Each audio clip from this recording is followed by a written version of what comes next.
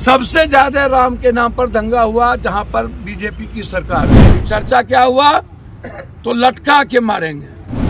इस दंगा के पीछे कौन कौन आरएसएस, बजरंग दल, विश्व हिंदू परिषद और बीजेपी के नेता की भूमिका है, इसकी जांच करके हम कंप्लीट रूप से सोसाइटी को बाइफर्केशन करना चाहते हैं। 2024 में जब हार चुके हैं अमित शाह जी, नरेंद्र मोदी जी, यह दंगा प्रायोजित है, यह दंगा साजिश है और यह अमित शाह जी के भाषा से यह कंप्लीट रूप से साफ हो गई। इतनी बड़ी घटना और अमित शाह जी ने इसको नवादा में एक्सेप्ट कर लिया। उन्होंने साफ कहा कि राजनीति भाषा में उन्होंने दंगाइयों को उल्टा उल्टा मारेंगे। तो हम अमित शाह जी से जानना चाहते हैं, आपने कहा किसी को सांप और किसी को कहा गिरगिट। अब बोला नीतीश कुमार से 700 जन्म में अब हम नहीं लेंगे। आप हमारी सरकार बनाइए, दंगाइयों को उल्टा उल्टा मारेंगे। तो ये अब समझ लीजिए कि दंगा कराने वाले कौन हैं, इसके लिए पीछे क्या मनसा थी, कौन है ये पॉलिटिक्स करने में माहिर। पहला सवाल मेरा ये है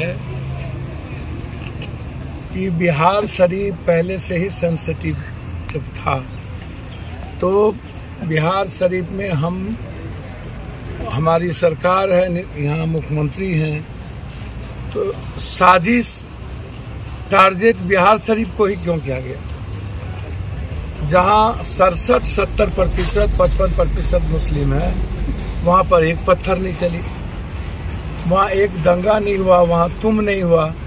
सारे मुस्लिम गाली सुनने के बाद भी रामनवमी में सबको गीता और पानी बांट रहे थे। विश्व हिंदू परिषद और बजरंग दल, ये दोनों महात्मा गांधी या कर्पूरी, जेपी और लोहिया हैं क्या? इन दोनों के बारे में बहुत क्लियर है कि ये लोग कंप्लीट रूप से दंगाई है। ये लोग दंगा पैदा करता है, दंगा प्रायोजित होती है। भगवान राम हो या कोई भगवान हो, वो नफरत का आधार नहीं है। आज से 10-20 साल पहले कहीं लाठी नहीं थी, तीर नहीं होता था, भाला नहीं होते थे, तलवार नहीं होते थे। हम मेला जिंदगी जीने जाते थे। अब मेला जाने से, पर्व में निकलने से डर लगता है। मौत, मेला का पर्व का मतलब अब मौत हो गया है। मौत, डर, आतंक, नफरत, समाज को तोड़ना। और ये कौन है? ना कोई सनातनी हिंदू है, ना कोई मुस्लिम है। रमजान और पर्व के समय कोई भी व्यक्ति ना तो कोई पत्थर चलाएगा और ना ही कोई किसी भी कीमत पर लाठी बम चलाएगा। हम जानना ये चाहेंगे कि बजरंग दल और विश्व हिंदू परिषद बैनर लगा के रामनवमी में लाठी भाला निकाल कर, तलवार निकाल कर, ये इजाजत हमारी प्रशासन क्यों दी?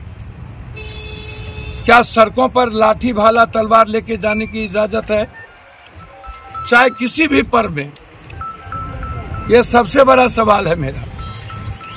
और दूसरी सबसे बड़ा सवाल है कि दंगा शुरुआत कैसे हुई? मोबाइल सीसीटीवी कैमरा है, वीडियोग्राफी प्रशासन की हो रही होगी। और सासाराम और बिहार शरीफ ही क्यों चुना गया? क्योंकि नवादा में अमित शाह जी आ रहे थे, सासाराम अमित शाह जी आ रहे थे। और ये गिरिराज से पूछिए ना, जो गिरिराज लंबी लंबी बात करते हैं हिंदुत्व की, इन गिरिराज से यह पूछिए, क्या वाल्मीकि की मंदिर बनेगी?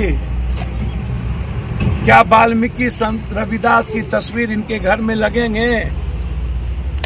क्या वाल्मीकि पासवान या राम के घर में शादी विवाह, आदान प्रदान सभी हिंदू अंतरजातीय विवाह करेंगे? बहुत क्लियर है। यदि हिंदुत्व की बात है तो क्या शादी ब्याह हम लोग आप एक दूसरे के समाज के बीच शुरू करें? और राम का इस्तेमाल नफरत के लिए क्यों? और 2024 के पहली बार मैं जानना चाहूंगा कि राम के नाम पर पूरे देश में दंगा क्यों भड़काया गया, और सबसे ज्यादा राम के नाम पर दंगा हुआ जहां पर बीजेपी की सरकार है।